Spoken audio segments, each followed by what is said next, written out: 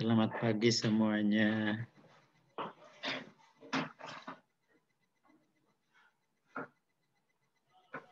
Pagi, Pak. Dewi, ya Dewi. Iya, Pak. Suara saya terdengar dengan baik? Iya, terdengar, Pak. Alhamdulillah. Baik, oke. Saya ini yang ya saya kira udah hadir semua ya.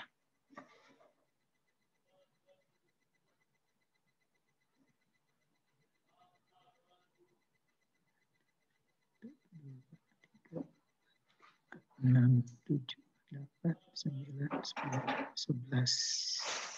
11.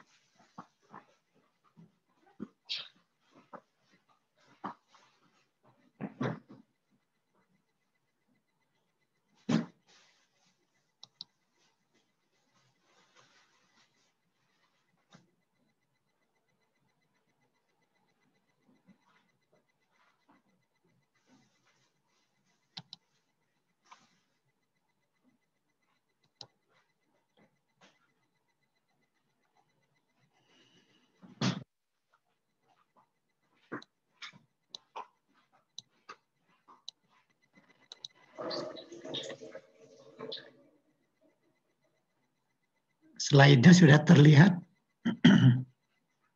Sudah, Pak. Sudah. Ya, kita bisa mulai ya kuliah ya. Ini udah jam 9.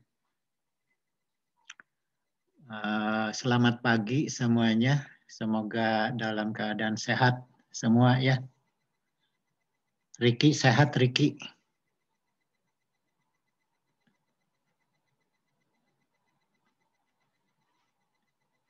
Ya, semua dalam keadaan sehat.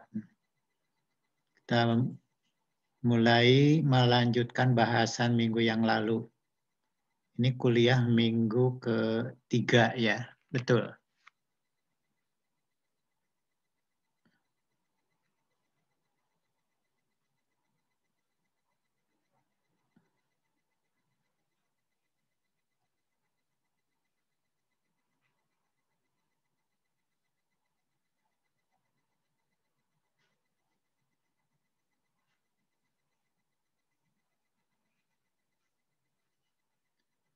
Ya, setelah kuliah pertama, kemudian kedua, dan sekarang akan dilanjutkan dengan kuliah yang ketiga. Saya harap kalian sudah betul-betul memahami yang dimaksud dengan enzim ya. Baik, yang dimaksud dengan enzim, memahami betul, mengerti betul. Ya, ditinjau dari segi apapun ya, bergantung pada pemahaman kita. Yang pertama yang saya sudah bahas ya di minggu pertama, kuliah pertama, saya telah menunjukkan bahwa enzim itu merupakan unit fungsional dari suatu sel hidup ya. Suatu sel hidup. Saya gambarkan dalam satu reaksi yang mengkatalisis pertumbuhan dan pembentukan produk metabolit ya, bahwa tanpa enzim satu sel hidup ya tidak bisa hidup. Dan tanpa enzim tidak mungkin terbentuk produk metabolit. Tergambar di dalam penjelasan itu bahwa enzim adalah suatu katalis, suatu biokatalis ya, yang menyebabkan tahapan-tahapan reaksi metabolisme yang terjadi di dalam sel hidup itu bisa berlangsung. Ya, itu kemudian telah dibahas pula ditinjau dari struktur, ya, dari struktur dan fungsi, ya, yang terakhir itu yang kita bahas. Jadi bahasan terakhir tinjauan enzim berdasarkan struktur dan fungsi, ya. Mana ya, sebentar.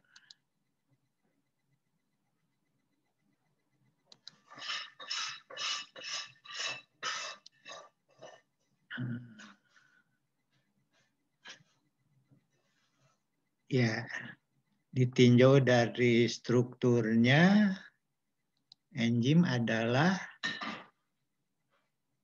protein. Jadi struktur kimiawi enzim itu sama persis dengan struktur kimiawi protein, karena memang enzim merupakan protein, ya, merupakan protein. Dengan sedikit perbedaan, yaitu bahwa enzim merupakan protein terkonjugasi, ya, dengan unsur-unsur lain. Ya, itu saya kira itu yang harus dipahami, bahwa enzim adalah suatu protein. Nah, di sini, ya. Jadi ini ada ikatan, ini protein itu adalah polimer dari asam-asam amino. Ini asam-asam amino ini, ya. Polimer asam-asam amino yang dihubungkan satu sama lain oleh ikatan peptida, ya, membentuk satu struktur 3 dimensi yang mengikuti pola struktur protein, sehingga kita telah mengenalnya dengan apa yang dinamakan struktur primer, struktur sekunder, kemudian struktur tersier, dan struktur kuaterner. Ya. Nah, selain ikatan peptida, dalam polimer asam-asam amino ini juga terdapat ikatan-ikatan yang lain. Itu yang harus diingat, ya, yang ikatan-ikatan lain, ya. Ya. Kemudian sebagai protein, enzim itu dipengaruhi oleh suasana lingkungan, ya. Ya, suasana lingkungan, asam, basa, atau senyawa kimia yang lain, ya. Ini contoh-contoh. Jadi dalam satu sana ini, ya, misalnya gugus asa alpino, alfa karboksil, dan gugus rantai samping R memiliki suatu reaksi yang khas, ya. Misalnya alfa amino, itu gugus alfa aminonya bisa terjadi reaksi asetilasi, alfa karboksil reaksi esterifikasi, ya, sehingga pembentukan gugus-gugus astil, gugus-gugus ester ini mungkin sekali terjadi. Di sini dikatakan bahwa dari asam-asam amino dihasilkan amida, ester, asil halida. Ya, kemudian juga banyak reaksi yang lain, ya, seperti ini. Ya, ada garam, membentuk garam dengan basa, dengan asam membentuk garam, dengan alkohol membentuk ester, ya, dengan amonia ini membentuk amida, itu, ya. Nah, kalau terjadi hal-hal seperti ini, itu dapat mengakibatkan perubahan, ya, dari struktur 3 dimensi protein enzim, ya. Bisa terjadi kerusakan pada struktur primer, mungkin juga pada struktur sekunder, atau mungkin pada struktur primer dan struktur sekunder, atau tersier dan selanjutnya, ya. Itu baik. Saya kira itu jadi yang harus Anda ingat, bahwa enzim itu merupakan protein globular, ya, bukan protein serabut, ya. Jadi itu, ya, protein globular yang membentuk struktur 3 dimensi sehingga membentuk bola, ya, seperti bola gitu, yang bisa terdiri dari 1 monomer atau 2 monomer, dimer, ya, dan selanjutnya, ya, itu protein. Kemudian Nah, di sini dikatakan bahwa kalau aktivitas salah satu ikatan salah satu ikatan peptida salah satu atau mungkin juga lebih dari satu bisa terjadi dapat mengakibatkan aktivitas katalitik enzim hilang ini itu ingat baik dan lain sebagainya semua faktor yang mempengaruhi keutuhan atau integrasi struktur molekul protein itu juga sama pengaruhnya terhadap protein enzim. Itu kemudian telah kita bahas pula tentang enzim sebagai biokatalis bahwa biokatalis ini atau enzim ini berfungsi untuk menurunkan energi aktivasi. Ini perannya menurunkan energi aktivasi sehingga bukit atau rintangan rintangan reaksi ini yang tadinya tinggi menjadi jauh lebih rendah dan akibatnya reaksi lebih mudah terjadi itu. Kemudian di berikutnya tidak menyebabkan perubahan konstanta kesetimbangan reaksi. Itu tinjauan enzim sebagai biokatalis Baik, enzim mempengaruhi laju konversi substrat menjadi produk Kemudian merupakan katalis yang paling efisien dalam jumlah sedikit, artinya dapat meningkatkan laju reaksi dengan sangat cepat. Itu. Dan yang berikutnya adalah spesifik spesifik khusus memiliki derajat kekhususan yang tinggi terhadap substratnya. Jadi setelah saya sampaikan bahwa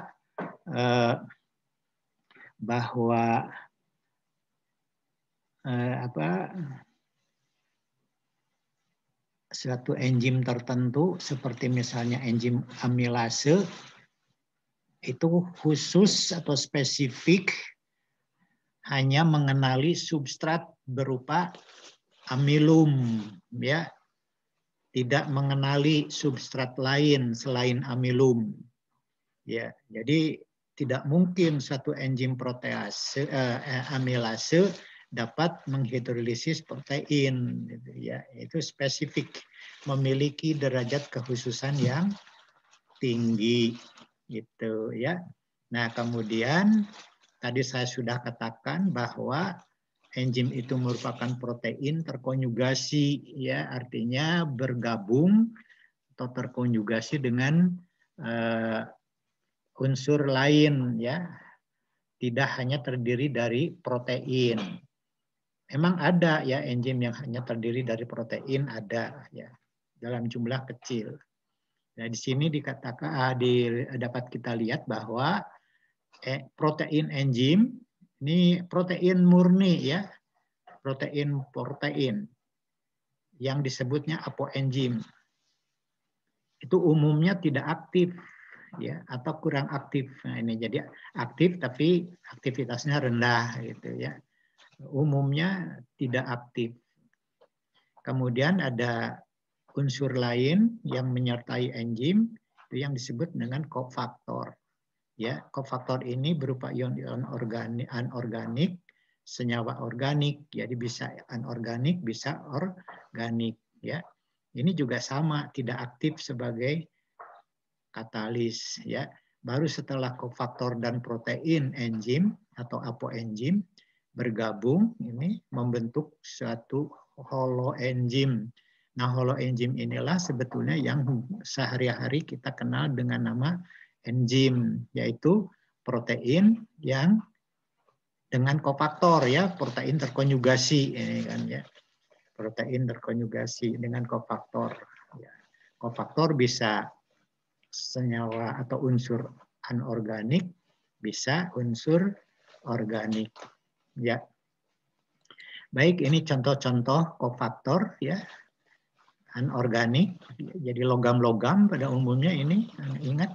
Jadi Anda sekarang harus sudah bisa mengerti betul bahwa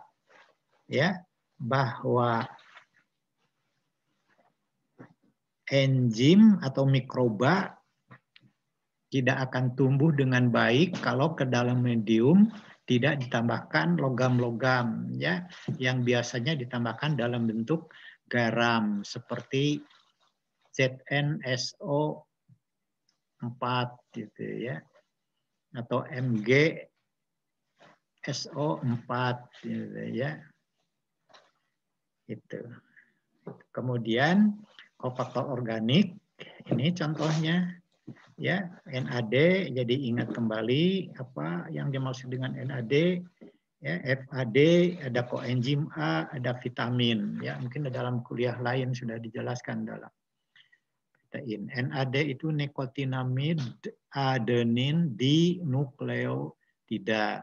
Ini flavin adenin di nukleotida ya. Itu kemudian ini contoh-contoh kofaktor ya. Ya, ini enzim sebelah kiri. Jadi Anda lihat bahwa ada untuk aktivitasnya, untuk supaya enzim itu aktif, ya diperlukan kofaktor. Di sini ada umumnya ya logamnya satu ini umumnya nih satu macam ya, tapi ada juga yang lebih dari satu ya, lebih dari satu ada. Ya, tidak banyak seperti piruvat kinase itu perlu enzim ion K+ dan Mg2+ misalnya ya. Yang lain ini kofaktor semua. Ya. Baik, saya kira peran kofaktor juga sudah kita bahas ya. Betul sudah?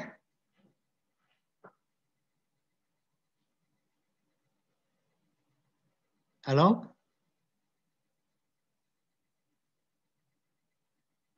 Kok nggak kedengaran? Halo? Minggu lalu baru sampai yang slide 31, Pak. Oh, 31. Ini? Iya, betul, Pak. Ya, jadi sudah sampai sini minggu yang lalu ya. Jadi itu, baik itu saya kira sudah bisa mengerti ya. Jadi enzim untuk aktivitasnya, untuk supaya enzim itu aktif, ya, mengkatalisis tahapan-tahapan reaksi dalam proses metabolisme diperlukan kofaktor, ya, baik senyawa atau unsur anorganik maupun senyawa atau unsur organik. Ya, ini contohnya. Kemudian kita lanjutkan ya yang belum kita bahas. Peran kofaktor ini ya. Jadi peran kofaktor ya. Yang pertama, kofaktor merupakan unsur pengubah atau faktor apa komponen ya, komponen dalam enzim yang berfungsi mengubah struktur 3 dimensi protein enzim gitu ya.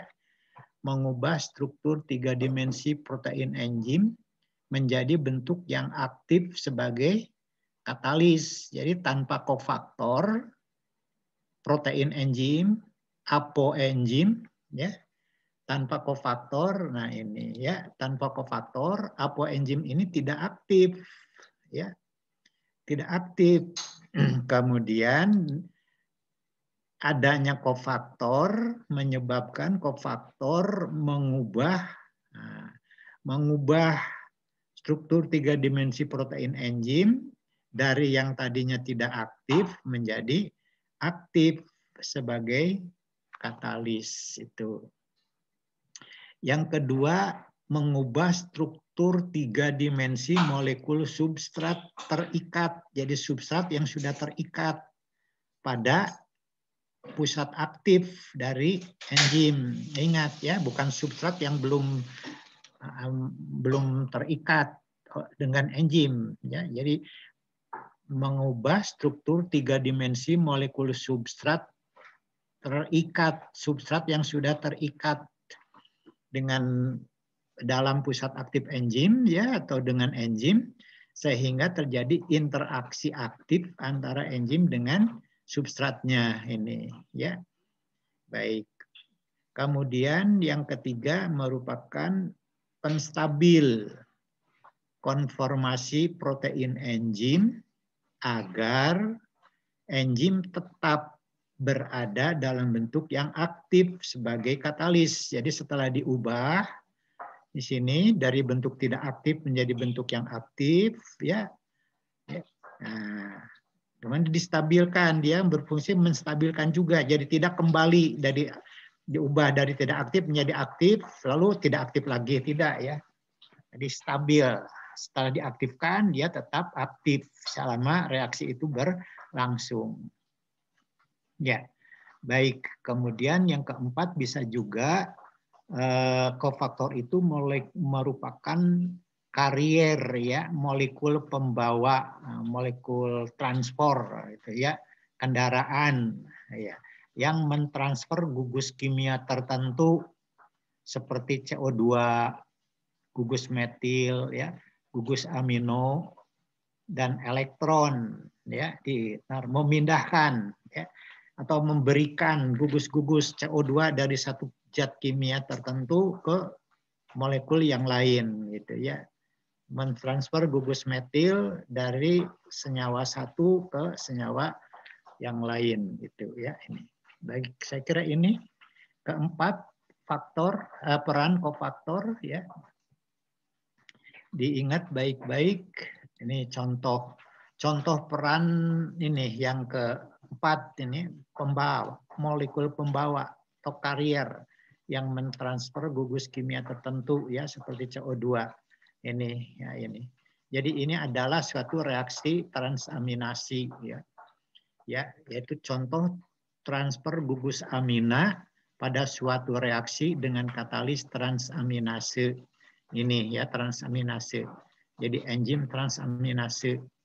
Ya, dengan viridoksal fosfat, maksudnya viridoksal fosfat itu koenzim ya, koenzimnya yang memerlukan koenzim viridoksal fosfat.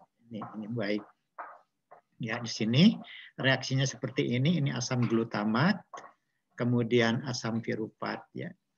Ya, di sini Anda lihat bahwa ada perpindahan nih gugus amin ya, yang tadinya di asam glutamat pindah ke asam piruvat menggantikan gugus keton ini.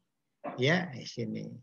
Yang ini pindah juga ke sini ya, ke asam glutamat sehingga terbentuk alfa ketoglutarat dan alanin ini ya. Dan alanin. Jadi perpindahan ini dari sini ke sini. Nah, mekanismenya kira-kira seperti ini. Jadi di sini Anda bisa lihat bahwa viridoksal viridoksal fosfat ini ya, bukan P itu ya, enzim ini, yang enzim ini ya, ini enzim transaminase ini glutamat dalam kurung NH, maksudnya gugusnya ya, gugus NH yang dipindahkan ini, gugus NH2 ya, gugus NH2. Jadi gugus NH2 ini kalau dilihat dari mekanisme reaksi ini ya, Anda bisa lihat bahwa nih pertama-tama diambil ya, seolah-olah diambil, diminta oleh enzim ke glutamat ini ya, berikatan dengan enzim seperti ini, baru setelah itu diberikan ke alfa ketoglutarat gitu ya, ya ini ya, sehingga pindah ini sini, jadi alanin ini, alanin dan glutamat berubah menjadi piruvat ya, piruvat. Dan oleh karena sudah diberikan NH2-nya, nah, enzim kembali seperti semula ya. Ini sama dengan ini ya. Baik, itu saya kira ya. Jadi nah, P ini di sini dikatakan apoenzim dari protein itu ya, protein. P viridoksal fosfat, koenzim. Ya.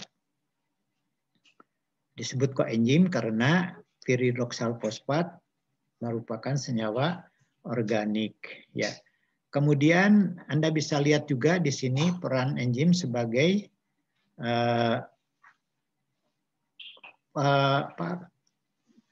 pembawa molekul gugus, ya, pembawa gugus molekul, ya. Di sini elektron di sini, nah di sini kan ada ya di sini, atau elektron, nah ini bisa ya, dan elektron. Jadi contohnya ini yang elektron. Ini ada dua reaksi ini sebetulnya ya. Ini reaksi, ini yang pertama, ini yang kedua. Di sini ada dua apoenzim ini ya. Gliserol fosfat dehidrogenase, apoenzim. Ingat bahwa apoenzim di sini ya, ini lihat. Apoenzim itu tidak aktif ya. Apoenzim ini tidak aktif atau kurang aktif ya sebagai katalis ya. Baik ini. Nah, NAD ini koenzimnya ya. Senyawa organik kan koenzim. Baru setelah NAD bergabung dengan apoenzim gliserol fosfat dehidrogenase, nah, terbentuklah enzim yang aktif sebagai katalis ya gitu. Jadi setelah NAD bergabung dengan apoenzim dari gliserol fosfat dehidrogenase, baru terbentuk enzim gliserol fosfat dehidrogenase yang aktif sebagai katalis ya, mengkatalisis. Nah, ini ya, mengkatalisis transfer elektron ya, transfer elektron, atau kalau di sini ini kan melepas nih elektron ya, sehingga ini namanya reaksi oksidasi ini ya, oksidasi. Jadi ini mengalami NAD mengalami reduksi, NAD plus ya, NAD plus mengalami reduksi menjadi NADH ya, plus H plus, sementara gliserol fosfat mengalami oksidasi menjadi gliseraldehid fosfat ya. Gitu. Nah, setelah NAD plus mengalami reduksi menjadi NADH, nah NADH ini tidak bisa tetap berada atau tidak bisa tetap terikat pada apoenzim gliserol fosfat dehidrogenase ya, tidak bisa ya ditolak oleh gliserol fosfat dehidrogenase, dilepaskan ya, karena tidak cocok lagi di sini, dilepaskan sebagai NADH ya, kemudian NADH ini cocok dengan apoenzim ini laktat dehidrogenase ya, sehingga laktat dehidrogenase aktif sebagai katalis ya, mereduksi pirufat ini ya, mereduksi pirufat menjadi laktat ya, kemudian NADH-nya mengalami oksidasi kembali menjadi NAD plus ya, begitu. Demikian terus ya, sehingga dua reaksi ini bisa berjalan ya, berjalan dua reaksi ini. Baik, ya saya kira itu contoh lain ya. Kemudian baik, berikutnya pembagian molekul enzim ya, pembagian molekul enzim ya. Jadi secara garis besar molekul enzim itu bisa kita bedakan menjadi dua bagian ini ya, dibedakan jadi dua bagian. Bagian sebelah kiri yang dikenal dengan bagian pelaksana reaksi katalitik ya.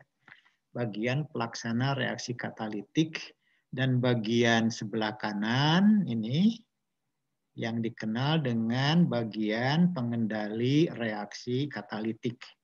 Jadi ada pelaksana reaksi, ada pengendali reaksi gitu dalam molekul enzim itu. Ya. Di dalam bagian pengendali reaksi katalitik, di sini terdapat celah-celah atau lekukan-lekukan ya. Kalau di sini dalam gambar, digambarnya sebagai lekukan-lekukan, celah-celah ini. Ya. Ada yang celah ini tempat terikatnya unsur lain ya, selain protein enzim ya. Karena dia memberikan dampak terhadap sifat katalisis dari enzim, maka yang mengakibatkan terjadinya perubahan itu disebut efektor ini ya. Nah, efektor ini seperti sudah kita bahas bisa berupa unsur organik ya, bisa berupa unsur anorganik ya ini. Ini ya bisa ini yang kofaktor itu. Ya, itu bisa jadi di sini tempatnya. Nah, ya kofaktor ini jadi kalau kofaktor menempel di sini, nah kofaktor ini menginduksi struktur 3 dimensi protein enzim ini. Menginduksi sehingga bisa terjadi perubahan. Gitu, tadi kan mengubah struktur 3 dimensi protein enzim yang semula tidak aktif sebagai katalis menjadi aktif gitu ya. Sini nempelnya. Ini koenzim sama ya, efektor juga ini. Efektor anorganik, kofaktor, efektor organik, koenzim gitu ya namanya. Baik, sementara bagian sebelah kiri ini yang disebut dengan bagian pelaksana reaksi katalitik. Dalam bagian pelaksana reaksi katalitik juga di sini terdapat satu celah ya atau lekukan ini. Celah ini. Celah ini berfungsi untuk mengikat substrat ya. Oleh karena itu ada yang menyebutnya sebagai tempat terikatnya substrat atau substrate binding site itu ya, tempat terikatnya substrat. Ya. Nah, di sini ada yang disebut dengan sisi aktif di sini yang ini. Yang terdiri sebetulnya sisi aktif ini tidak lain dari gugus-gugus fungsional dari asam-asam amino pembentuk protein enzim ya. Ini gugus-gugus aktif atau reaktif ya dari asam-asam amino pembentuk protein enzim ya. Kemudian secara keseluruhan tempat terikatnya substrat pada bagian pelaksana reaksi katalitik dari suatu enzim ini disebut pusat aktif ya. Jadi ada active center, pusat aktif, ada active site ya, ini sisi aktif ya. Orang selalu sekarang itu hampir tidak peduli ya dengan nama sisi aktif, pusat aktif. Jadi kalau sisi aktif, itu maksudnya pusat aktif. Pusat aktif, itu sisi aktif tempat terikatnya substrat. Jadi padahal sebetulnya yang disebut sisi aktif itu ya di sisinya ini, di pinggir-pinggir ini yang tidak lain terdiri dari gugus-gugus reaktif dari asam-asam amino pembentuk protein enzim itu ya. Sementara pusat aktif keseluruhan ya termasuk di bagian tengah ini, termasuk bagian tengah yang sebetulnya ya kosong ya, bisa dikatakan kosong. Ini tempat masuknya substrat di sini. Ya, baik itu dua. Jadi ada bagian pelaksana reaksi katalitik yang pada bagian itu terdapat pusat aktif atau sisi aktif atau substrate binding site ya, tempat terikatnya substrat. Ada bagian pengendali reaksi katalitik, tempat terikatnya efektor. Nah, efektor ini bisa mengakibatkan aktivitas enzim meningkat atau bisa juga menyebabkan aktivitas enzim menurun ya, bahkan hilang ya.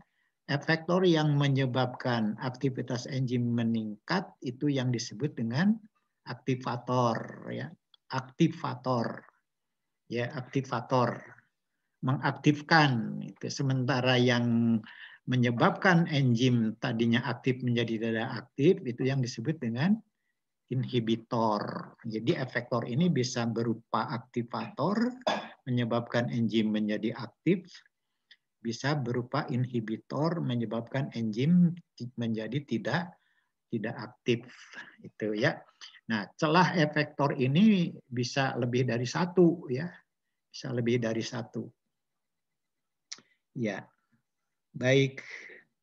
Kemudian demikian juga pusat aktif itu bisa saja lebih dari satu dalam tiap molekul enzim itu ya. Baik, berikutnya. Nah, berikutnya penentuan aktivitas enzim ya, penentuan aktivitas enzim. Jadi ada satuan-satuan yang biasa digunakan untuk bukan menentukan, untuk mengetahui keaktifan ya atau potensi dari suatu enzim, yaitu dengan aktivitas enzim ya. Ada untuk menyatakan aktivitas enzim ini bisa digunakan aktivitas molekuler, jadi ini satu ya, aktivitas molekuler, atau kata lainnya adalah angka perputaran ya, molecular activity atau turnover number ya. Aktivitas molekuler sama dengan angka perputaran. Aktivitas molekuler itu apa? Ini definisinya ya. Jadi aktivitas molekuler itu adalah jumlah mol substrat yang bereaksi per mol enzim per satuan waktu. Jumlah mol substrat yang bereaksi per mol enzim per satuan waktu. Jadi satu molekul enzim, ya, satu molekul enzim ini dapat mengubah substrat. Ya, lebih dari 1 mol, ini jumlah kan, jumlah. Nah, itu. Lebih 1 molnya dari mana? Per satuan waktu, itu ya, persatuan waktu. Jadi tergantung kecepatan konversi substrat menjadi produk. Kalau cepat sekali ya berarti makin besar ini. Ya, itu menunjukkan aktivitas molekuler. Aktivitasnya makin tinggi. Kalau lambat ya perputarannya ya aktivitas molekulernya rendah gitu ya. Ya, karena tingginya, karena besarnya biasanya dinyatakan satuannya satuan waktunya itu dalam menit atau detik. Ini kalau besar sekali ya detik ya. Kalau kurang besar menit mungkin ya. Ya, itu. Baik. Itu ini kita lihat satu contoh ya. Contoh enzim yang memiliki aktivitas molekuler yang sangat besar ya. Contoh karbonik anhidrase itu ya. Yaitu enzim yang mengkatalisis pembentukan asam karbonat dari CO2 dan H2O, karbonik anhidrase.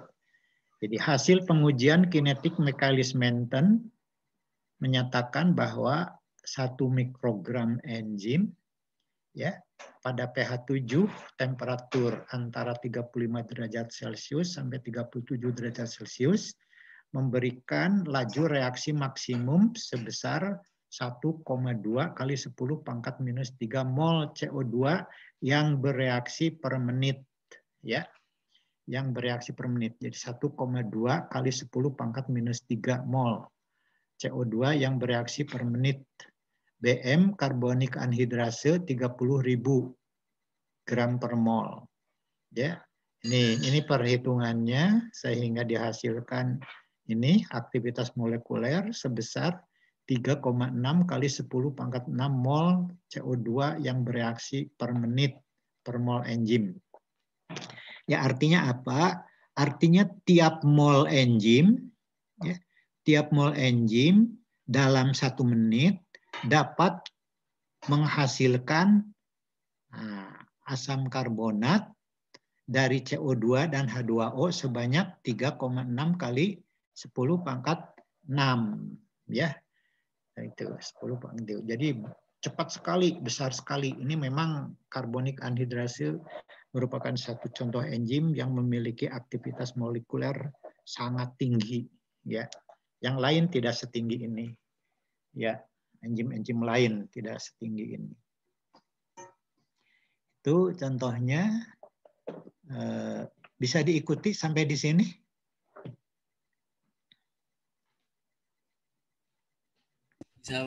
Bisa, Pak. Ya. Baik. Ya, kemudian nah ini ya, selain aktivitas molekuler ya, untuk menyatakan aktivitas suatu enzim itu juga kita sering menggunakan istilah unit aktivitas enzim atau enzyme unit ya. Enzyme unit atau aktivitas spesifik ya. Spesifik. Jadi bisa aktivitas unit aktivitas enzim atau aktivitas dan aktivitas spesifik ya. Jadi bisa ini. Itu ini definisinya, satu unit aktivitas enzim adalah jumlah enzim ya. Adalah jumlah enzim yang mengkatalisis. Nah, ini ya. Jumlah enzim yang mengkatalisis transformasi 1 mikromol ya substrat per menit. Nah, ini itu ingat itu definisinya ya. Di satu unit aktivitas enzim adalah jumlah enzim yang mengkatalisis transformasi 1 mikromol substrat per menit. Ya, pada temperatur dan pH optimum kerja enzim. Ingat, jadi kalau temperatur optimumnya kalau temperaturnya berubah, bergeser dari temperatur optimum, atau kalau pH berubah, bergeser dari pH optimum, maka aktivitas enzimnya tidak seperti ini. Ya.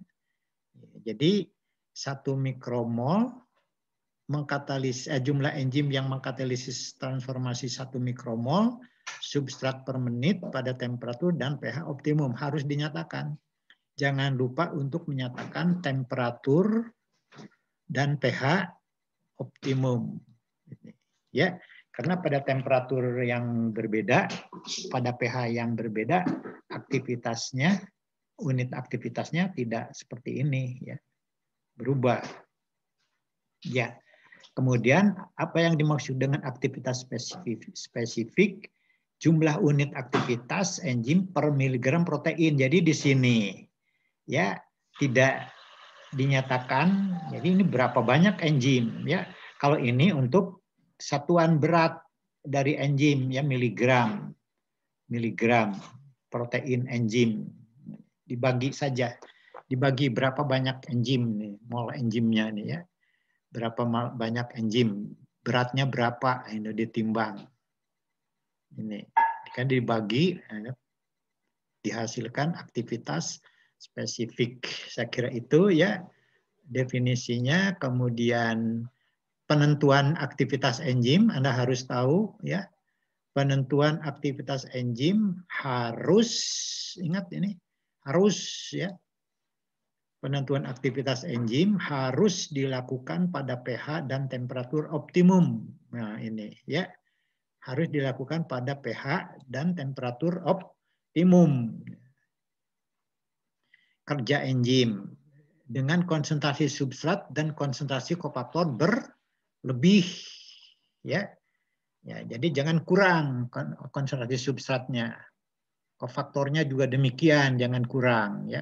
Sehingga kita harus tahu untuk menentukan aktivitas enzim, maka kita harus bisa mengetahui dengan tepat berapa kofaktor yang diperlukan oleh suatu enzim yang aktivitas yang akan kita uji itu ya.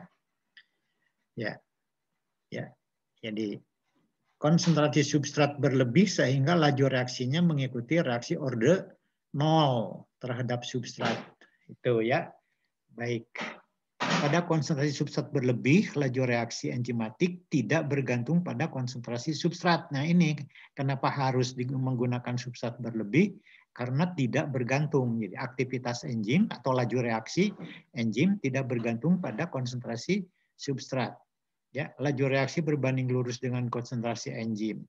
Sehingga faktor pembatas laju reaksi, nah ini ya, jadi tidak membatasi laju reaksi. Ya, yang sesungguhnya adalah konsentrasi enzim. Jadi kalau enzimnya sedikit, ya aktivitasnya rendah. Kalau enzimnya banyak, aktivitasnya tinggi. Ini ya. Jadi faktor pembatasnya konsentrasi enzim. Oleh karena itu harus dilakukan pada konsentrasi substrat berlebih. Ya, baik. Ini ya, ini faktor-faktor yang perlu diketahui untuk penentuan aktivitas enzim. Jadi ingat ada satu ya persamaan reaksi yang dikatalisis oleh enzim. Anda harus tahu pada waktu mau menentukan aktivitas enzim, persamaan reaksinya harus tahu. Kemudian kebutuhan kofaktor dan ketergantungan substrat ini harus tahu juga. Ingat tadi, jangan sampai jadi pembatas laju reaksi ya. Jangan jadi pembatas laju reaksi. Kofaktor, substrat, ya. Jadi substrat harus berlebih, ya. Kofaktor harus cukup sesuai dengan jumlah substrat. Ya.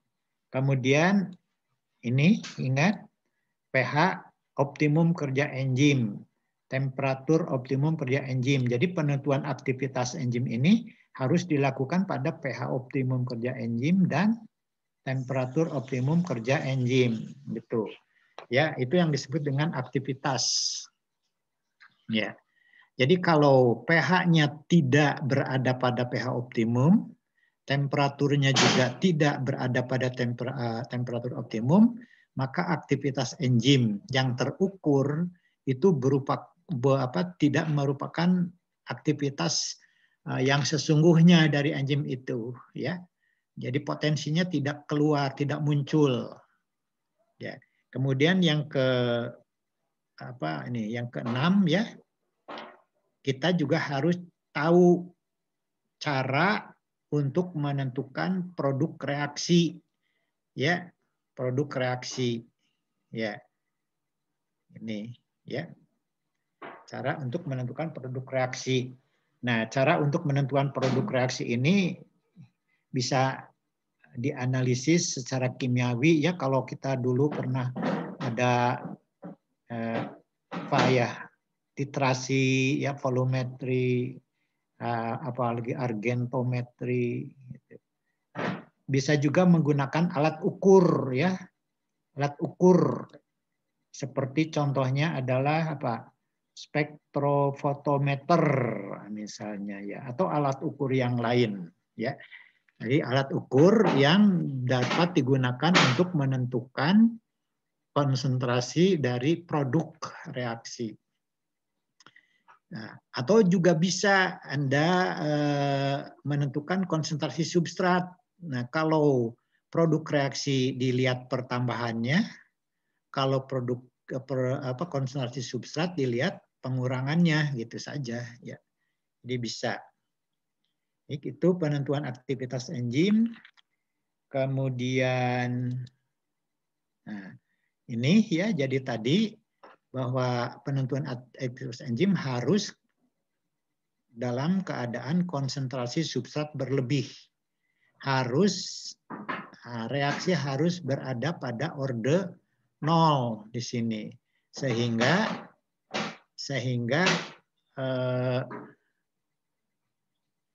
tidak bergantung pada konsentrasi substrat ini, ya, tidak bergantung pada konsentrasi substrat. Jadi ingat, kalau kita lihat, ya, kalau kita ikuti, ya, progres dari suatu reaksi enzimatik itu merupakan satu progres reaksi atau perjalanan reaksi yang melibatkan banyak orde reaksi, ya.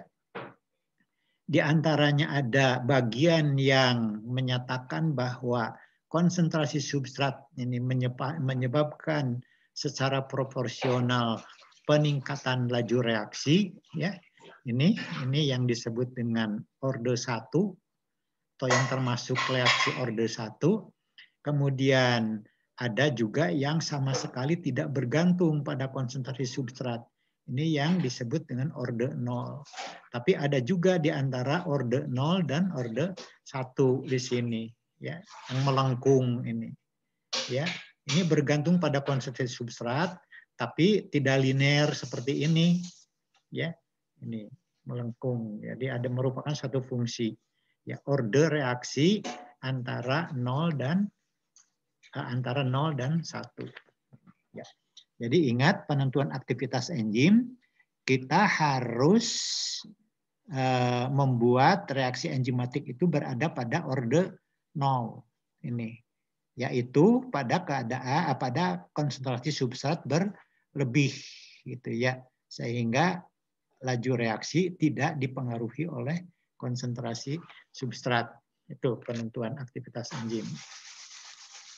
Ya, kemudian kita lihat, ya, itu penentuan aktivitas, faktor-faktor sekarang. Faktor-faktor yang mempengaruhi aktivitas enzim. Ya. Atau sebelumnya ada pertanyaan dulu sebelum dilanjutkan dengan faktor-faktor yang mempengaruhi aktivitas enzim.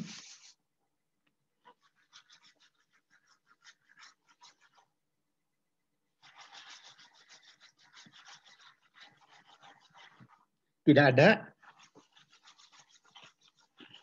Ya, kalau tidak ada kita lanjutkan. Faktor-faktor yang mempengaruhi aktivitas enzim. Yang pertama, konsentrasi enzim. Ya, konsentrasi enzim. Ingat tadi definisi aktivitas molekuler, ya. Aktivitas molekuler. Yang tadi. Jadi di sini Anda lihat bahwa, ya, pada konsentrasi substrat yang tetap, konsentrasi enzim ini, ya, konsentrasi enzim ini menentukan laju reaksi, ya, menentukan laju reaksi secara linear ini, ya, lurus, garis lurus, proporsional, sehingga terbentuk satu fungsi bahwa laju reaksi itu bergantung pada konsentrasi enzim. Konsentrasi enzim makin besar, laju reaksi makin cepat, itu ya, makin tinggi, laju reaksi makin tinggi. Ya, jadi laju reaksi fungsi dari konsentrasi enzim pada konsentrasi substrat yang tetap. Ya, itu ya. Baik. Itu yang pertama, diingat baik-baik. Jadi laju reaksi enzimatik ditentukan oleh banyaknya enzim yang digunakan. Ya, banyaknya enzim yang digunakan. Tentu saja pada konsentrasi substrat yang tetap. Kemudian yang kedua, pengaruh konsentrasi substrat. Ya. Jadi yang pertama pengaruh konsentrasi enzim, yang kedua pengaruh konsentrasi substrat. Nah, ini Anda tahu, ini dilihat di sini. Ini pengaruh konsentrasi substrat. Ini peningkatan konsentrasi substrat. Ya. Jadi absis dari kurva ini adalah konsentrasi substrat. Sementara ordinatnya ini laju reaksi. Ya. Pada konsentrasi substrat yang rendah, ini Anda lihat garisnya lurus, linear tadi ya. Kemudian melengkung. Kemudian hampir tetap di sini ya. Makin lama makin tetap. Ya. Pada ini orde 1 tadi ya, masih ingat reaksi orde 1 dipengaruhi oleh konsentrasi substrat. Jadi konsentrasi substrat makin tinggi, laju reaksi juga makin tinggi, terus meningkat ya sampai ke sini. Jadi peningkatan mulai dari kalau sudah melewati garis lurus, peningkatan laju reaksinya ya tidak proporsional ya. Jadi tidak sebanding dengan konsentrasi substrat. Ini di antara orde 1 dan orde 0. ya, sampai dicapai satu order reaksi 0 ya, yang menyatakan bahwa berapapun substrat yang ditambahkan atau berapapun konsentrasi substrat ini tidak berpengaruh pada laju reaksi di sini. Nah, ya, tadi dikatakan bahwa penentuan aktivitas enzim itu harus ada di sini, ya, harus ada di sini agar, ya, agar konsentrasi substrat tidak menjadi pembatas, ya. Jadi pembatasnya ini, ya, pembatasnya hanya konsentrasi enzim, gitu, ya. Baik, saya kira itu pengaruh konsentrasi substrat. Jadi peningkatan konsentrasi substrat menyebabkan laju reaksi meningkat secara proporsional, linear, ya, meningkat tapi tidak proporsional, tidak linear, sampai tidak berpengaruh. Ya. Ini yang disebut dengan reaksi order 0. Baik, itu pengaruh konsentrasi substrat, penentuan aktivitas enzim harus dalam keadaan konsentrasi substrat berlebih supaya konsentrasi substrat tidak menjadi pembatas laju reaksi. Ya, yang harus jadi pembatas laju reaksinya adalah konsentrasi enzim. Gitu ya. Ya, itu penentuan aktivitas, dan jangan lupa penentuan aktivitas enzim harus dilakukan pada temperatur optimum kerja enzim dan pada pH optimum kerja enzim. Itu ya, yang harus diingat. Baik, itu yang ketiga ya, di faktor-faktor yang mempengaruhi aktivitas enzim ini ya, ini konsentrasi enzim, kemudian konsentrasi substrat, lalu yang ketiga pengaruh pH, pengaruh pH ya, pengaruh pH. Baik, pengaruh pH Anda bisa lihat di sini ya. Jadi kalau kita lihat dari gambar ini ya, satu kurva yang menghubungkan ordinat laju reaksi ini dan absis pH ini ya. Jadi progres reaksi enzimatik ini, progres reaksi enzimatik ya pada pH tertentu atau pH berubah-ubah ya, meningkat. Ini peningkatan pH mengakibatkan laju reaksi mengikuti alur seperti ini, jalan ya. Ini jalan reaksi.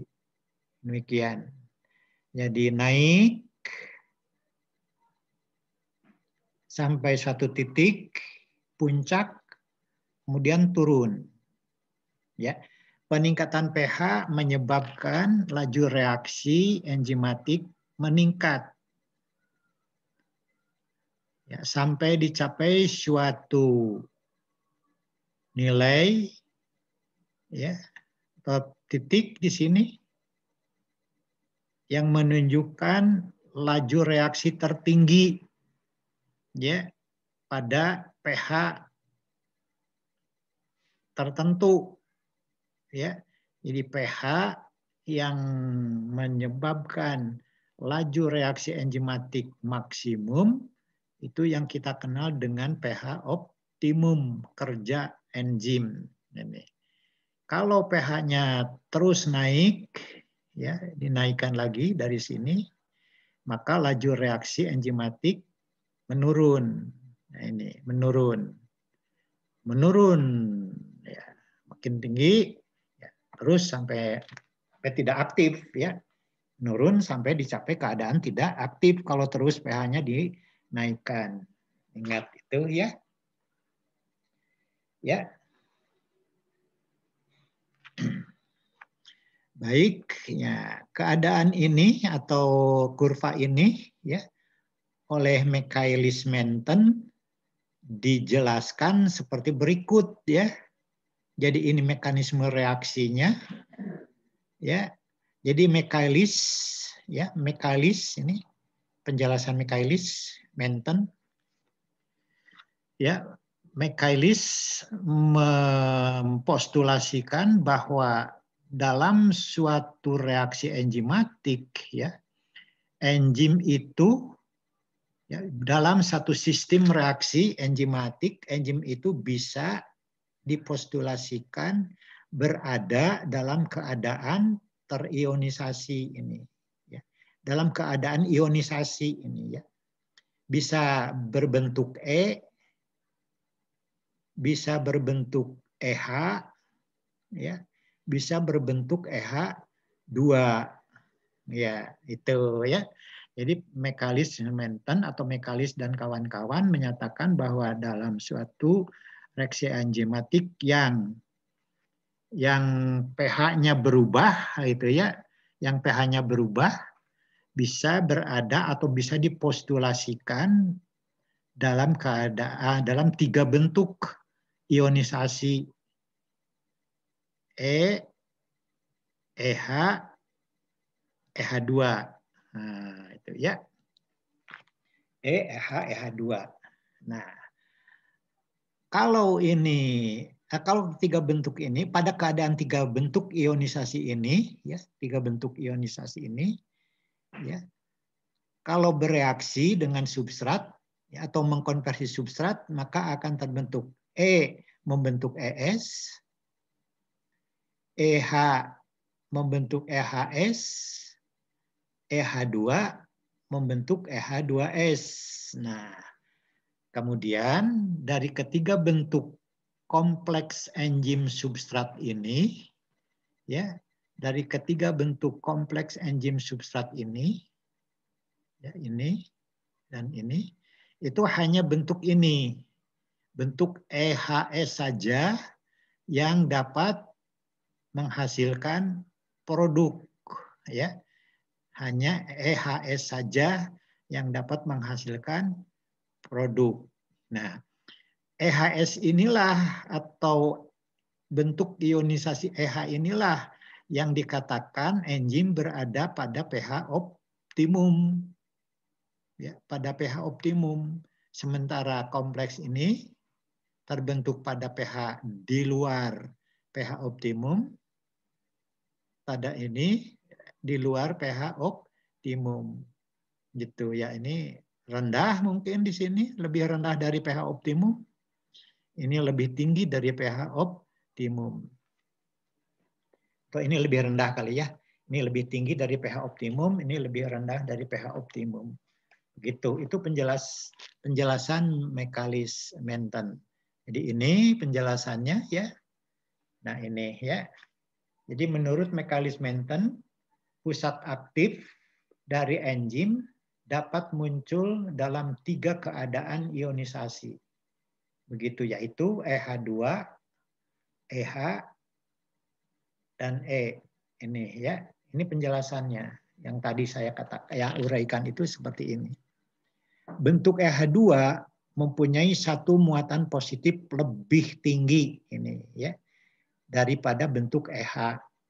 Dan bentuk EH mempunyai satu muatan positif lebih tinggi dari E. Gitu, ya.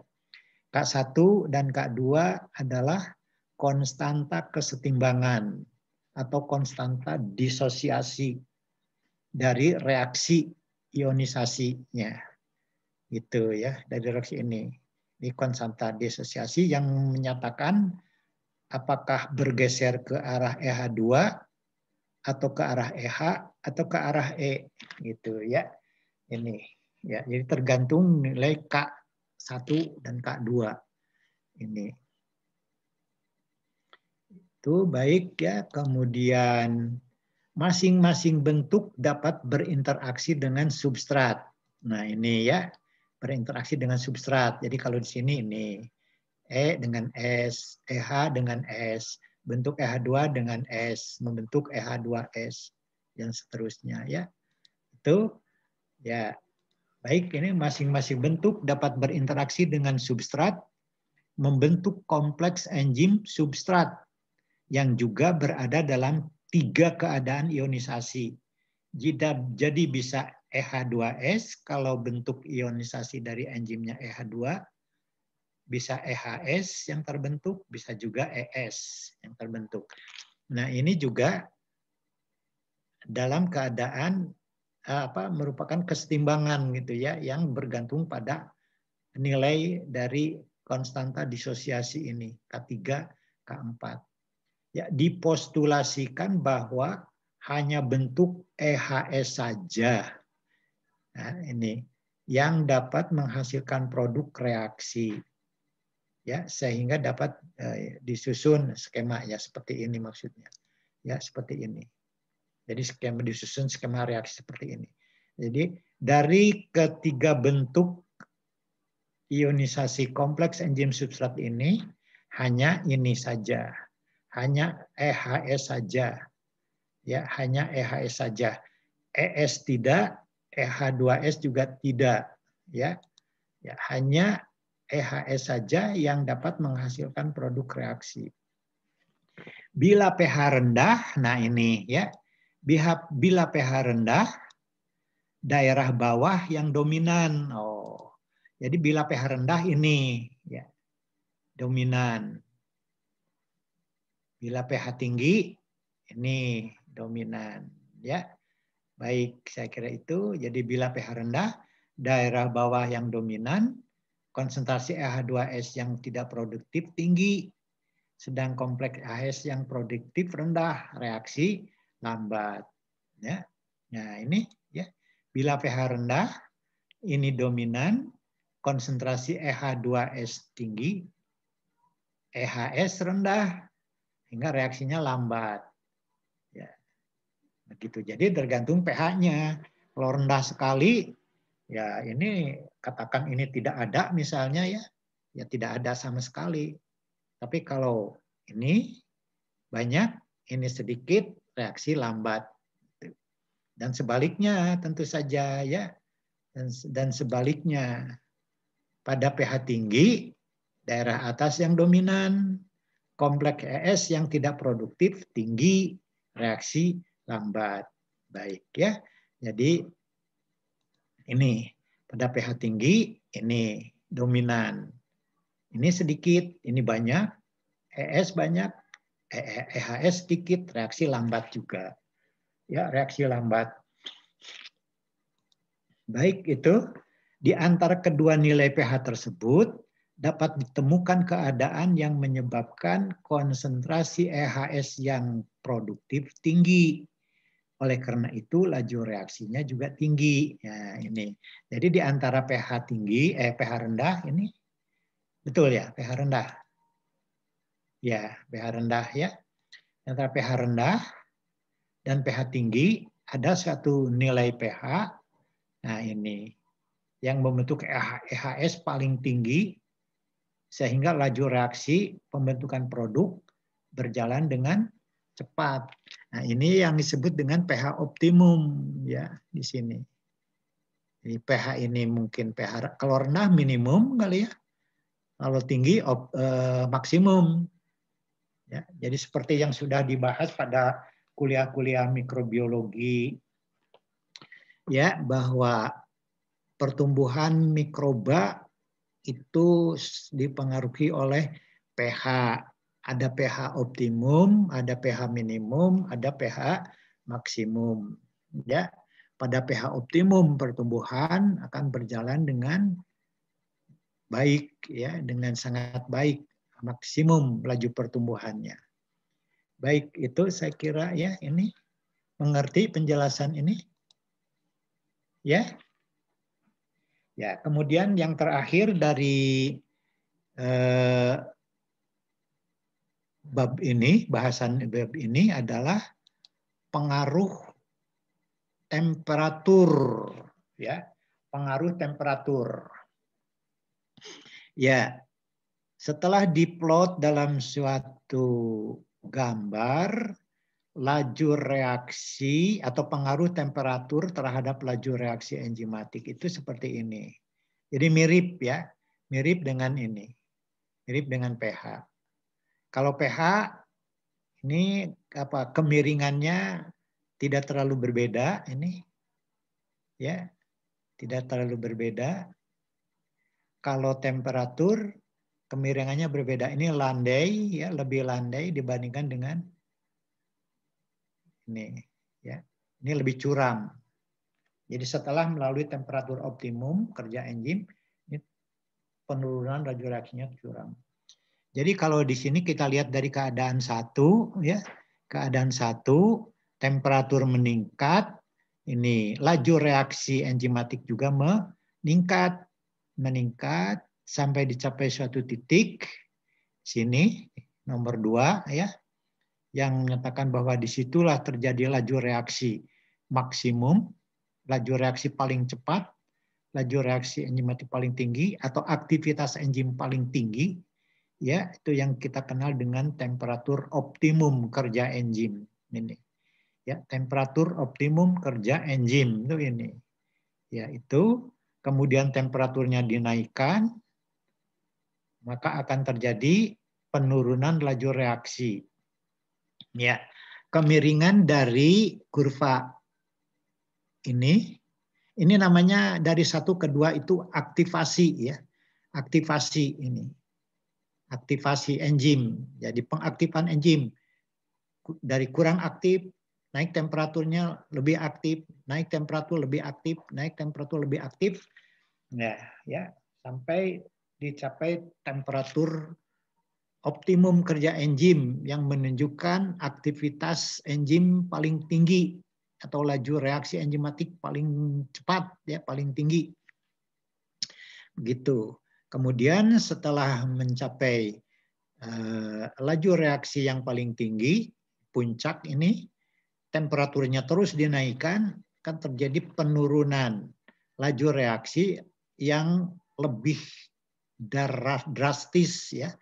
Penurunannya lebih drastis dibandingkan dengan peningkatan laju reaksi, ya, turun, lebih curam kemiringannya dibandingkan dengan pada waktu pengaktifan enzim, ya, curam. Nah, ini dari 2 ke 3 itu yang disebut dengan denaturasi, ya, denaturasi. Jadi kenapa disebut denaturasi? Karena pada kondisi itu, ya, temperatur tinggi, struktur protein, struktur molekul protein enzim, ya, mungkin mengalami kerusakan, bukan mungkin mengalami kerusakan. Bisa saja mengakibatkan, temperatur itu mengakibatkan pecahnya ikatan peptida, mungkin 1, 2, 3 ikatan peptida, atau ikatan-ikatan kimia yang lain, ya, itu ingat, ya. Baik, saya kira itu, ya. Jadi aktivasi menunjukkan kemiringan yang lebih landai dibandingkan dengan denaturasi yang dengan kemiringan yang curam, ya, curam. Baik. Ini menggambarkan bahwa sedikit peningkatan temperatur, ya, dari temperatur optimum kerja enzim itu mengakibatkan laju reaksi menurun dengan cepat, ya, menurun dengan cepat sampai akhirnya kalau lebih tinggi lagi proteinnya rusak, ya, protein enzimnya rusak. Yang rusaknya itu Anda kembali ke struktur protein enzim, bisa saja struktur primernya rusak, struktur sekundernya rusak, tersier juga demikian, ya, bisa semua organisasi struktur dari protein itu rusak. Itu, ya, begitu. Saya kira itu pengaruh aktivitas enzim. Kemudian Anda juga mungkin masih ingat yang ya, pengaruh temperatur, ya, masih ingat, ya, dari kinetiknya nanti mungkin Ibu Vita, ya, yang akan menjelaskan secara kinetik bagaimana pengaruh temperatur terhadap aktivitas enzim, ya. Ya, baik, saya kira itu bahasan kita untuk subbab kedua ini atau bab kedua ini, ya, pemahaman tentang aktivitas enzim. Jadi saya sangat berharap bahwa Anda betul-betul sudah memahami apa yang dimaksud dengan enzim ya sebagai unit fungsional dari suatu proses metabolisme sel ya yang bisa mengakibatkan sel tumbuh dan membentuk produk metabolit ya dengan adanya enzim itu, kemudian enzim ditinjau dari strukturnya ya dan dari fungsinya ya, bisa menjelaskan dengan baik ya. Enzim sebagai protein, jadi enzim tidak lain dari molekul protein. Maka semua hal, semua faktor yang mengakibatkan protein enzim terpengaruh tentu akan mempengaruhi aktivitas enzim. Sudah saya jelaskan ya secara panjang lebar, harap Anda mengerti ya dan bisa menjelaskannya dengan baik. Baik, itu saya kira ya tentang ini masih jadi Anda kembali ingat nanti ada apa persamaan Arrhenius itu ya, persamaan Arrhenius ya. Itu lihat. Jadi ada nanti ada yang namanya deaktivasi dari suatu protein enzim ya sehingga Anda bisa mengetahui berapa lama sebetulnya ya enzim dapat difungsikan sebagai katalis ya dengan mempertimbangkan apa yang disebut dengan waktu paruh ya masih ingat ada waktu paruh ya. Baik, ada pertanyaan sebelum kita pindah ya. Ini masih ada waktu. Masih ada waktu berapa 15 menit lagi ya. Kurang lebih 15 menit lagi masih ada waktu. Silakan kalau ada yang mau ditanyakan tentang apa yang sudah kita bahas.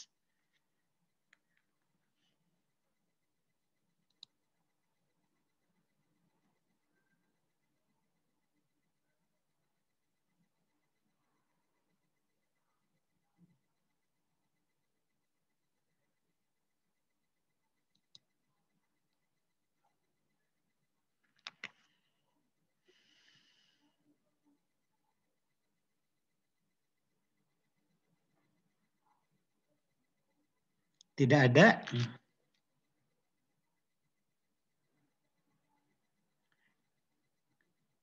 Kalau tidak ada, kita akan pindah ya ke subbab berikutnya. Ya. Subbab berikutnya.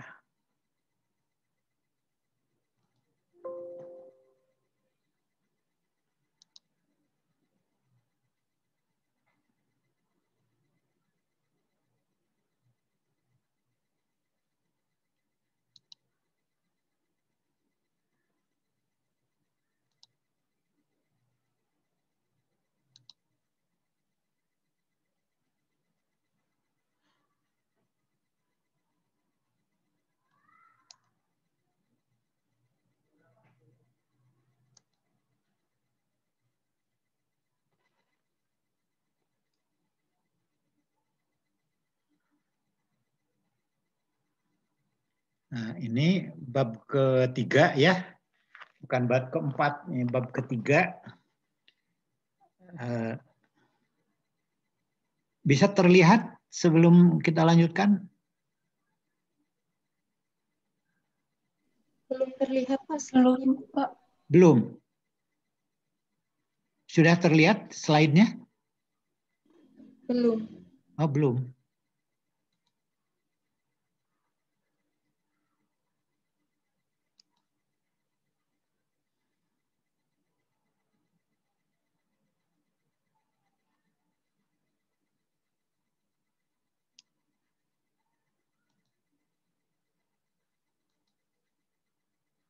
Sudah? Sudah, Pak. Sudah, Pak. Sudah ya. Jadi ini bab ketiga ya. Jadi bab pertama kan pendahuluan. Yang kedua pemahaman. Bab ketiga ya. mekanisme reaksi enzimatik ya. Mekanisme reaksi enzimatik. Bab ketiga. Ya. Jadi dalam bab ini, dalam bahasan tentang mekanisme reaksi enzimatik ya, kita akan bagi dalam 2 subbab. Yang pertama, kita akan mempelajari atau membahas mekanisme molekuler dari suatu reaksi enzimatik. Ya. Yang kedua, mekanisme molekuler inhibisi reaksi enzimatik. Jadi yang pertama, bicara tentang reaksi enzimatik yang tidak mengalami inhibisi, yang tidak mengalami gangguan. Yang kedua, subbab kedua ini, mekanisme molekuler reaksi enzimatik yang mengalami gangguan, ya, mengalami gangguan, ya, mengalami inhibisi, ya, ini, ya. Pada subbab pertama kita akan bahas, ya, 4 subbab ini. Yang pertama kita akan bahas tentang mekanisme kerja enzim, ya. Anda harus mengerti betul bagaimana cara enzim mengkatalisis suatu substrat, bagaimana cara enzim atau tahapan-tahapan enzim ya mengkatalisis reaksi enzimatik. Bagaimana tahapan-tahapan enzim dapat mengubah substrat menjadi produk di sini ya. Kemudian subbab kedua dan ketiga ini tentang hipotesis pengikatan substrat oleh enzim, ya. Hipotesis pengikatan substrat oleh enzim yang akan kita bagi menjadi 2 bahasan, yaitu hipotesis lock and key dan hipotesis induced fit. Jadi 2 hipotesis ini sampai sekarang masih tetap dipercaya sebagai suatu hipotesis yang dapat menjelaskan kerja enzim dalam mengkatalisis suatu reaksi enzimatik ya. Sampai sekarang. Yang keempat, subbab keempat kita akan bahas tentang spesifisitas substrat dari enzim. Ya. Kenapa enzim bisa mengubah suatu substrat? Kenapa enzim secara spesifik ya hanya menggunakan substrat tertentu saja, suatu enzim tertentu tentu saja ya. Seperti saya tadi contohkan, enzim amilase tidak mungkin dapat menghidrolisis protein ya. Enzim amilase dapat menghidrolisis amilum gitu ya. Baik. Secara spesifik. Jadi ada spesifisitas substrat dari enzim. Nah, bahasan dalam subbab kedua tentang mekanisme molekuler inhibisi reaksi enzimatik yang mengalami gangguan, mengalami hambatan, mengalami inhibisi, ya akan kita bahas dalam 4 subbab bahasan ini ya. Ini. Yang pertama mekanisme reaksi enzimatik yang mengalami inhibisi secara kompetitif. Kemudian subbab kedua secara non-kompetitif. Ketiga secara unkompetitif. Dan yang keempat khusus membahas tentang inhibisi substrat. Ya, jadi tadi sudah kita bahas bahwa penentuan aktivitas enzim harus dilakukan dalam keadaan substrat berlebih ya, supaya laju reaksi tidak bergantung pada konsentrasi substrat. Tapi nanti di sini dalam bahasan ini ternyata substrat yang berlebih itu bisa mengakibatkan terjadinya inhibisi atau hambatan pada reaksi enzimatik itu ya. Nah, jadi tentu saja kalau demikian maka tadi yang dikatakan dengan Penentuan yang dikemukakan dalam bahasan tentang penentuan aktivitas enzim itu harus mempertimbangkan ini juga ya. Jadi jangan sampai substrat terlalu berlebih, banyak sekali lebihnya gitu ya. Jadi ada batasnya, nanti berlebih tapi tidak mengakibatkan terjadinya inhibisi substrat. Nanti akan mengerti di sini ya.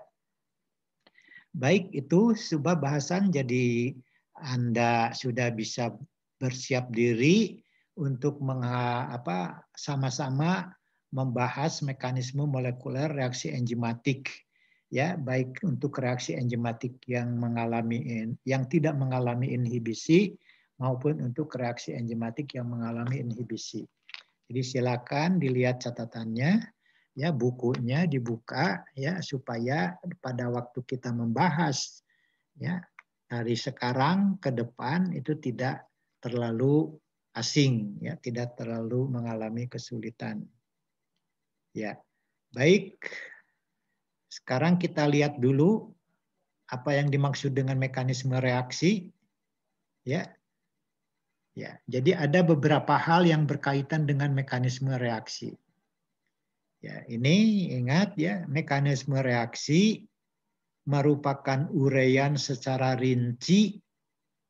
Ingat, uraian secara rinci mengenai tahap-tahap reaksi kimia, ya, tahap-tahap reaksi kimia yang menjelaskan perubahan dari reaktan awal, ya, yang menjelaskan perubahan dari reaktan awal menjadi produk reaksi yang teramati secara keseluruhan, ditinjau dari aspek molekuler. Nah, tentu saja ini mekanisme reaksi molekuler tentu saja ya.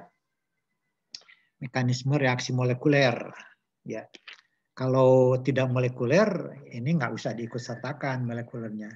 Jadi mekanisme itu merupakan uraian rinci. Ingat ya, jadi Anda kalau ditanya mekanisme, Anda harus bisa menguraikan secara rinci ya tahap-tahap reaksi kimia yang menjelaskan perubahan dari substrat menjadi produk. Ya, itu tahap-tahapnya. Harus bisa menjelaskan itu. Ditinjau dari aspek molekuler ya. Ini untuk reaksi molekuler. Mekanisme reaksi bersifat dugaan ya atau postulat. Nah, postulat itu dugaan. Dugaan yang merupakan hasil pemikiran secara induktif ya. Dugaan secara induktif. Untuk menguji kebenaran mekanisme reaksi tersebut, serangkaian eksperimen di laboratorium harus dilakukan. Ini karena dugaan, ya dugaan, maka ujian di laboratorium harus dilakukan. Sedangkan kesahihannya ya ditentukan oleh pengalaman, intuisi, keberuntungan, pengetahuan dan tebakan. Nah, itu ya. Ya itu. Tapi kenapa kalau begitu kan bisa seenaknya orang? Oh tidak ya. Biasanya ada ilmuwan-ilmuwan itu ada satu pola pikir yang tidak terlalu berbeda gitu ya. Tidak terlalu berbeda. Ada satu pola pikir. Jadi untuk menjadikan suatu teori ya, hipotesis-hipotesis ini akan mengalami ujian-ujian. Ya, ujian setelah mengalami beberapa tahap ya. Demikian pula mengikuti waktu ya. Waktu ya. Terjadi kesepakatan di antara ilmuwan, maka hipotesis itu bisa dinyatakan atau disahihkan sebagai suatu teori. Kan demikian ya. Baik, itu ingat jadi ini. Jadi kalau ditanya mekanisme reaksi, maka Anda diminta untuk menguraikan secara rinci mengenai tahap-tahap reaksi kimiawi yang menjelaskan perubahan dari reaktan awal, substrat, kalau dalam reaksi enzimatik ya, menjadi produk reaksi yang teramati secara keseluruhan. Ditinjau dari aspek molekuler. Kalau judulnya mekanisme reaksi molekuler. Ya, itu. Baik, itu diingat baik-baik ya, jangan sampai salah mekanisme reaksi ditanya nanti tidak menggambarkan uraian rinci gitu ya. Itu tentu saja tidak baik ya. Baik. Kemudian mekanisme reaksi terdiri dari sejumlah tahap reaksi elementer ya. Itu. Jadi seperti saya jelaskan dalam bahasan pertama itu ya, oksidasi glukosa itu ternyata kalau kita lihat tahap-tahap reaksinya itu melibatkan banyak tahap reaksi ya, yang melibatkan banyak enzim, kan masih ingat ya. Glukosa dioksidasi menjadi CO2 dan H2O. Ternyata tahapan reaksinya yang pertama melalui tahapan reaksi glikolisis, kemudian siklus asam trikarboksilat, dan fosforilasi oksidatif. Ya, Anda baru mengerti. Nah, itu mekanisme reaksi itu ya.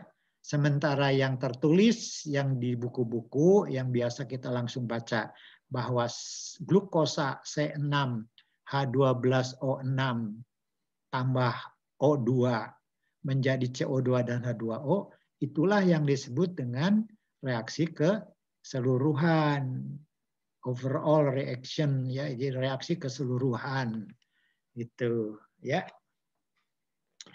Baik, mekanisme reaksi melibatkan spesies lain dalam sistem reaksi yang bukan reaktan maupun produk reaksi, yang tidak muncul pada persamaan stoikiometri reaksi keseluruhan. Nah ini, jadi pada oksidasi glukosa menjadi CO2 dan H2O, itu tahapan-tahapan reaksi seperti glukosa jadi glukosa 6-fosfat, glukosa 6-fosfat jadi fruktosa 6-fosfat, fruktosa 6-fosfat menjadi fruktosa 1,6-difosfat dan seterusnya.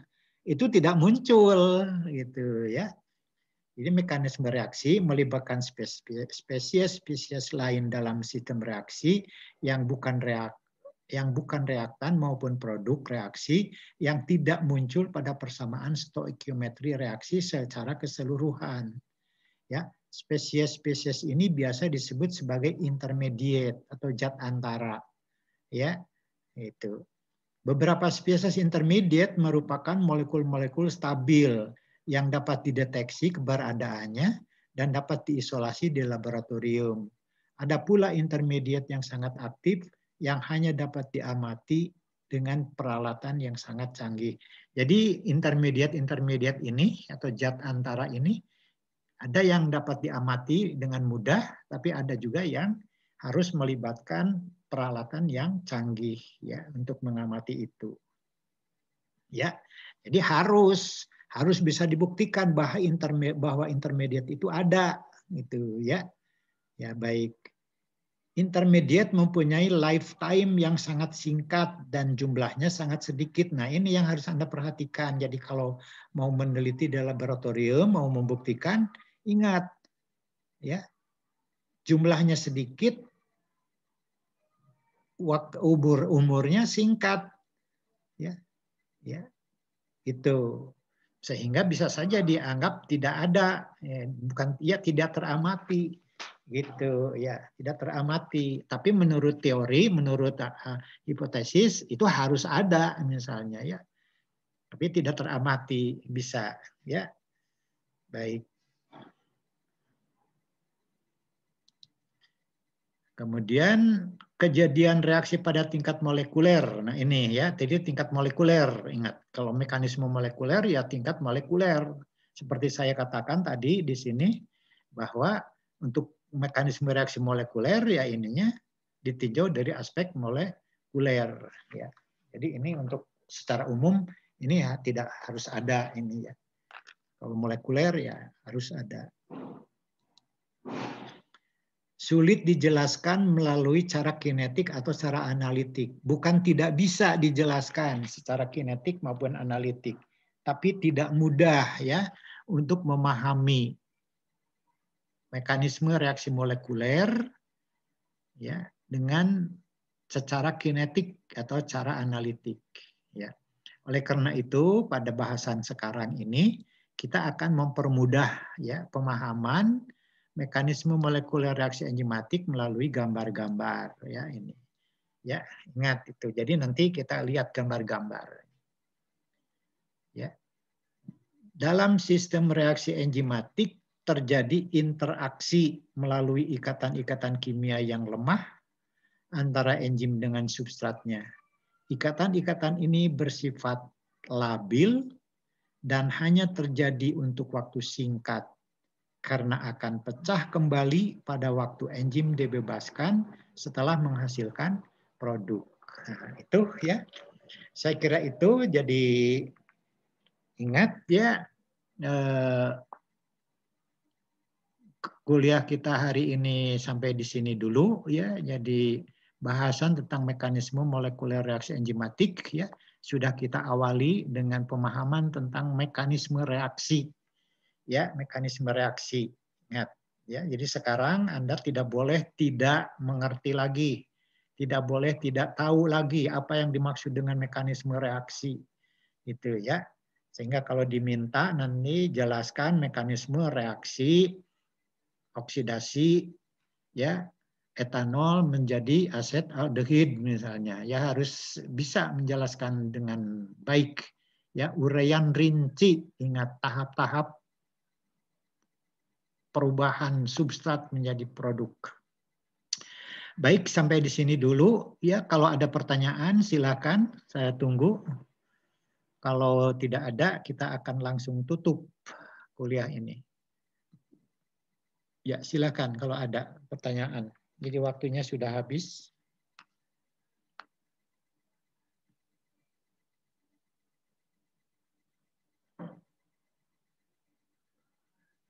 Tidak ada? Baik, kalau tidak ada, kuliah kita akhiri sampai di sini. Ya, kita lanjutkan minggu depan dengan bahasan masih dalam mekanisme molekuler reaksi enzimatik. Ya, untuk ya